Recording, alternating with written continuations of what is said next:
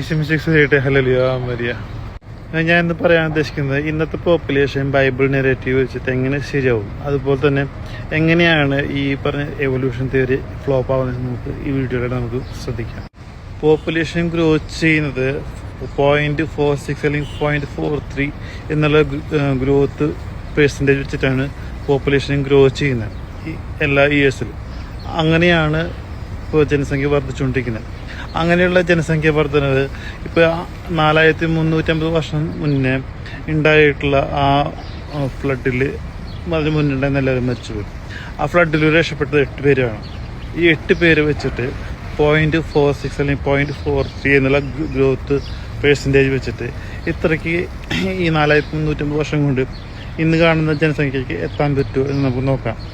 അങ്ങനെ നോക്കുമ്പോൾ ഈ പറഞ്ഞ ജനസംഖ്യ കൃത്യമായിട്ട് വരുന്നുണ്ട്. 8 ബില്യൺ പീപ്പിൾ തന്നെയാണ് ഈ പറഞ്ഞ ഇന്നത്തെ ലോകത്തെ ജനസംഖ്യ. അതേ ജനസംഖ്യ തന്നെയായിരിക്കും 8 പേരെ വെച്ചിട്ട് 4350 വർഷം കൊണ്ട് ഈ പറഞ്ഞ 0.43 അല്ലെങ്കിൽ 0.46 എന്നുള്ള ഗ്രോത്ത് പെർസെൻറ്റേജ് വെച്ചിട്ട് കണക്ക് കൂട്ടിക്കഴിഞ്ഞാൽ ഈ ജനസംഖ്യക്ക് എത്തും നമ്മൾ.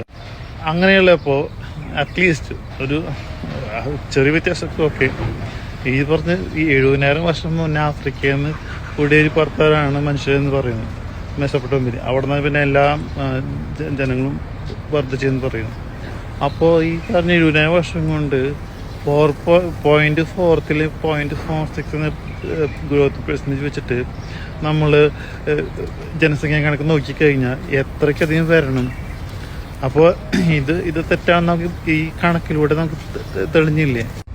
സ്റ്റാറ്റിസ്റ്റിക്സും മാത്തമാറ്റിക്സാണ് ഇതിൻ്റെ ബേസ്. ഈ പറഞ്ഞ ജനസംഖ്യയുടെ പോപ്പുലേഷൻ ഗ്രോത്തിൻ്റെയും പോപ്പുലേഷൻ കണ്ടെത്തുന്നതിനും ഒരു ബേസ് എന്ന് പറഞ്ഞാൽ മാത്തമാറ്റിക്സ് സ്റ്റാറ്റിസ്റ്റിക്സാണ്. മാത്തമാറ്റിക്സ് സ്റ്റാറ്റിസ്റ്റിക്സും 99% ആക്യുറസി ഉള്ള ശാസ്ത്ര ശാഖകളാണ്. അങ്ങനെയുള്ളപ്പോൾ 70,000 വർഷം മുമ്പ് മനുഷ്യന്മാരുണ്ടായി. ഈ കാണുന്ന ജനസംഖ്യ പോരാ. ആ സമയത്താണ് മനുഷ്യനുണ്ടായെന്ന് വെച്ച് കഴിഞ്ഞാൽ ഓക്കെ, ഇതിനെക്കാട്ട് 10 മടങ്ങ് കൂടുതൽ ജനസംഖ്യ ഉണ്ടാവേണ്ടതാണ്. അതുപോലെ തന്നെ ഈ 4350 വർഷം തൊട്ട് ഈ ഇന്ന് വരെ ജനിച്ചിട്ടുള്ള ജനസംഖ്യയിൽ യേശുവിന് മുന്നേ ആ 2% മാത്രമേ ജനങ്ങൾ മരിച്ചിട്ടുള്ളൂ. അപ്പോൾ യേശുക്ക് കൃത്യമായിട്ട് കറക്റ്റായിട്ടുള്ള ഒരു ഡേറ്റിൽ തന്നെയാണ് വന്ന് ജനിച്ചത്. ആ കറക്റ്റ് സമയം കൊണ്ട് 98% ജനസംഖ്യയാണ് ഇൻഫ്ലുവൻസ് ചെയ്യാനുള്ള കാര്യം യേശു ഉണ്ടാക്കിയിട്ടാണ് ഇവിടെ നിന്ന് സ്വർഗത്തിലേക്ക് ഉയർത്തെഴുന്നേറ്റ് പോയത്. ഹല്ലേലൂയ.